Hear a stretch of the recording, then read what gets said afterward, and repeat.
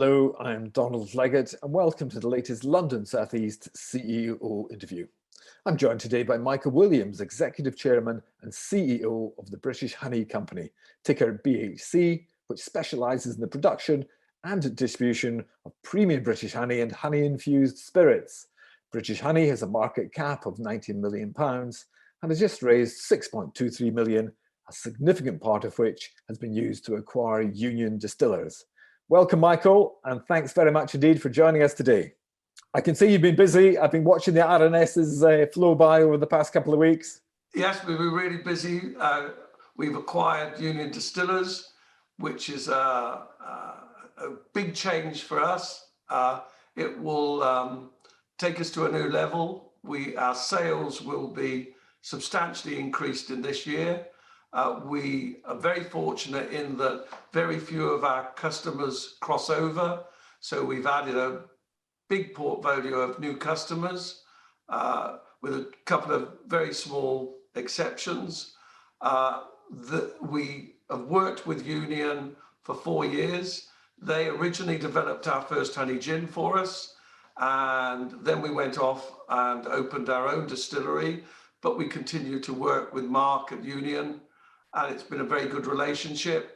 And I suppose, like the guy that in America said, I like my Remington so much I went and bought them, you could say I like Union so much we went and merged. It's fantastic that Mark and I have got together, and we're looking forward to making some major changes to both businesses.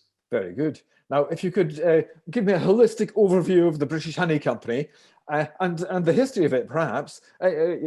Premium British honey, honey-infused spirits. So tell me where you came from and what you are today.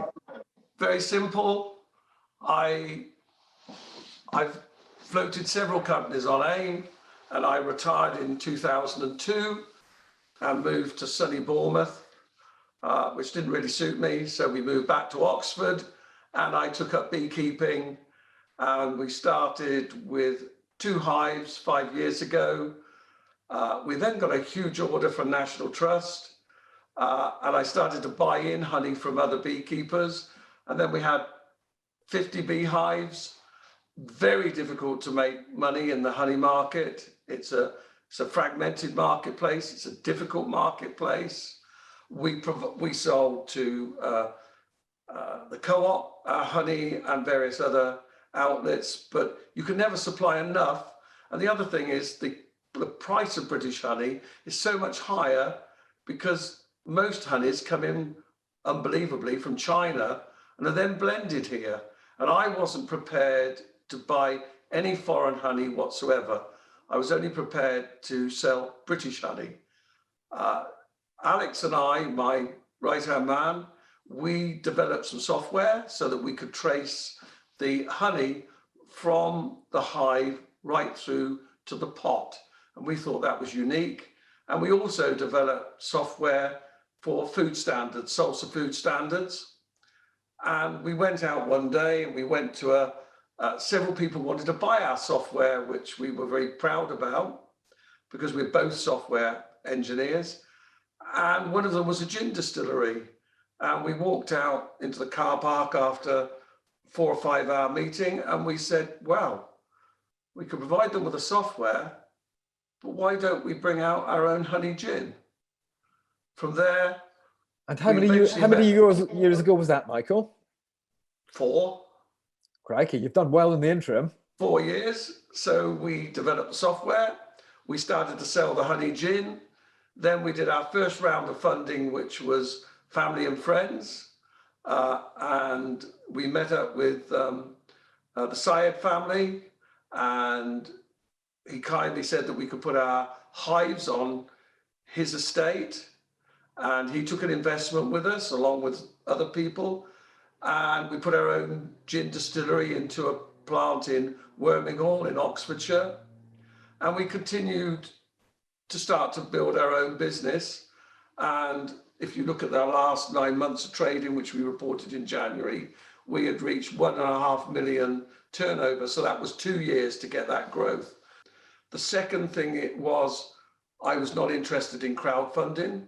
I thought the valuations of companies going on crowdfunding could be said to be extraordinary, and I couldn't find any cross match with the real world. So I decided that the best way forward was to go on to Aquis, which was a good experience. It was a quick experience. They're pragmatic. We floated and we raised money from city institutions, which we were very pleased with. And then we've grown the company over the last 12 months. And so we've continued to build through the year. And then we talked to Mark and we said, look, maybe it's time we get together. Why would we get together? Well, it's really simple. They've got what we want and we've got what they want. So we have a very sophisticated software setup, which enables us to do a stock take at the end of the month and report to HMRC on time. And we've generally reconciled all of our alcoholic stock within 48 hours of the end of a month. Most companies are doing that manually. So we have a very smart system. And then when we built EDI connections to Amazon and Ocado, and now just recently to the co-op. So we have EDI in place so the orders flow through into our back office. So we are computer smart and we are continuing to build on it and are going to continue to invest in it. We are the front end for many companies on distributing B2C. So if you order today before 3, we will deliver to you tomorrow. And we can also deliver a customized label on the bottle. So we can print a label and get it off as a gift to someone. So we are looking to expand our B2C and use other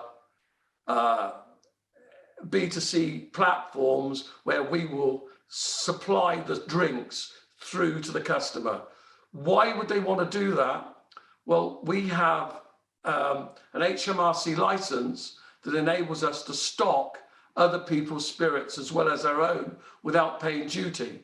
So we do not pay duty until the bottle ships from the factory to the customer.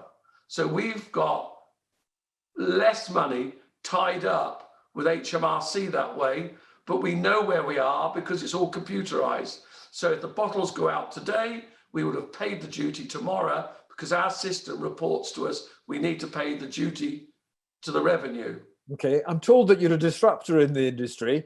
In what way are you disruptive? We're a disruptor, I suppose. The first thing is we are a M&A company. My skill set is about M&A. And of course, the trick with M&A is to bring the company in, bring it in under tight financial controls quickly.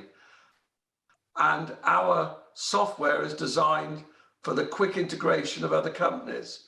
So we are already, and we're in about the 10th working day, we have already integrated with Union. The finances are integrated, online offerings are integrated, and now we're going to go through purchase orders. And I would expect that our integration will take 6 weeks into our software completely. Does Union want it? Yes, it needs it. And yes, it wanted it. Did we want Union's manufacturing capability? The answer is yes, we wanted their manufacturing capability to enable us to expand.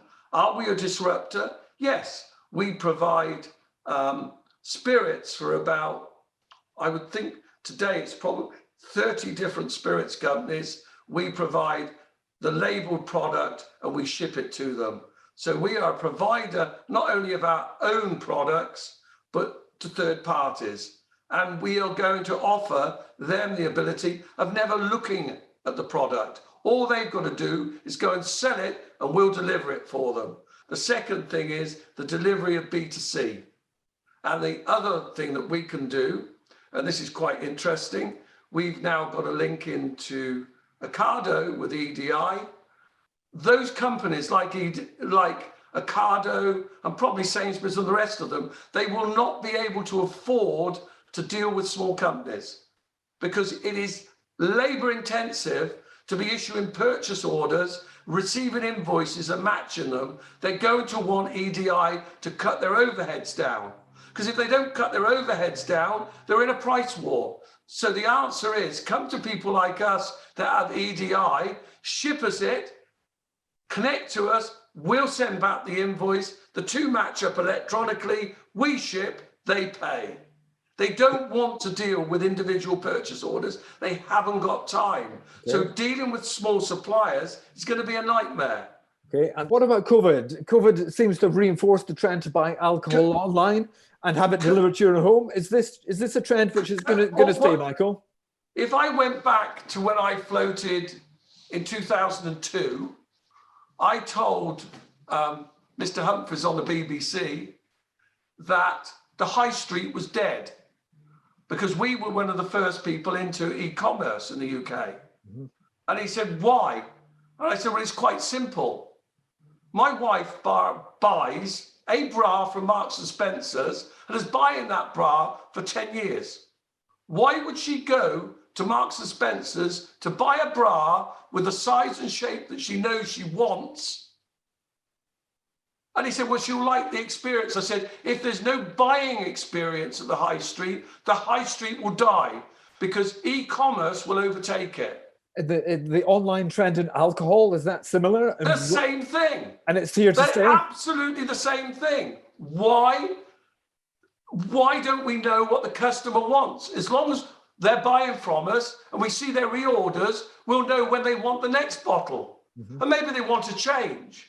So delivering to the customer, why would they want to trek around Sainsbury's to buy spirits when they can't even taste it there? If there was a buying experience there and they could taste it in Sainsbury's, then you've got the answer. Come to Sainsbury's and we'll sell you a cocktail, we'll sell you our gin, and we'll sell you the strawberries, the raspberries to make the cocktail. But why go there? It's completely foreign to people. So what's COVID done is changed the buying habit.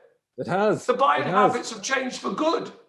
Okay, do you expect sales to grow then as vaccinations continue? Sales and B2C sales are going to go up because we can deliver 38 different products today.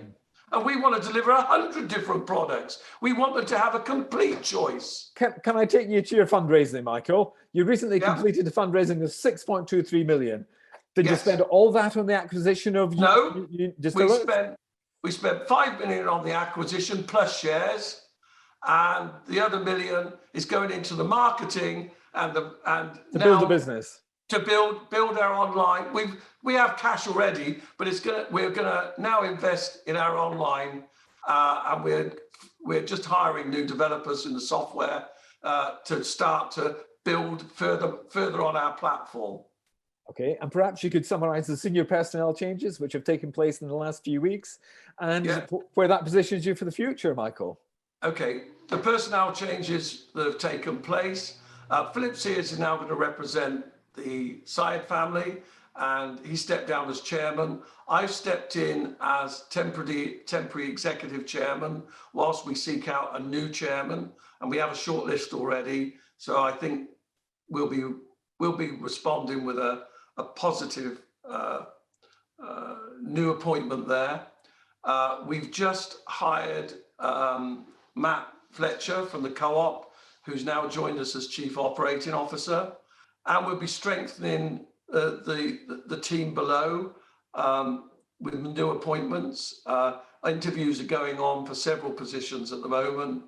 And we're particularly interested in people with experience in B2C, particularly online B2C. So expect changes in our personnel and investment in our personnel. The other thing that we do is all of our staff have stock options with the company at every level, not just senior management. And Christmas bonuses this year were paid with shares in the company that were grossed up for tax. So I'm very pleased to be able to say every single member of staff actually owns real shares as well. Which sounds fantastic. Now, my final question, you enjoyed a successful IPO last March, and you chose to float on Aquis, the Aquis growth market. what are your plans for continued growth, and where do you see in 2 years' time? Well, we're M&A. That's exciting. We're looking for the right companies. We've got a 10% stake in a company in Florida, a distillery in Florida. That's well documented on our website. And we're looking forward to working with them. We have various agreements with them. So America, as soon as COVID is over, is in our sights. We're looking to Europe, and we're looking to a way to go into Europe. And I think that's on our sights for this year. We have partners in China, and if it wasn't for COVID, we would have already opened a bottling plant there. So that's again well documented that China's in our sights, and we're looking to fly the British flag around the world. And in the UK, we are looking for B2C, we're looking for online sales, and we're looking to work with partners in that, because we can deliver to the customer for third parties. So I think that, coupled with our general bonded warehouse license, we can become quite exciting in our area. Michael Williams, I think you already are quite exciting in your area. He's the Executive Chairman and CEO of British Honey Company. Thank you so much for joining us, Michael. That was a joy and a pleasure. To see more interviews like this one, follow us on Twitter at London Southeast, subscribe to the London Southeast YouTube channel. And my final thought, thanks for watching, and please do all stay safe.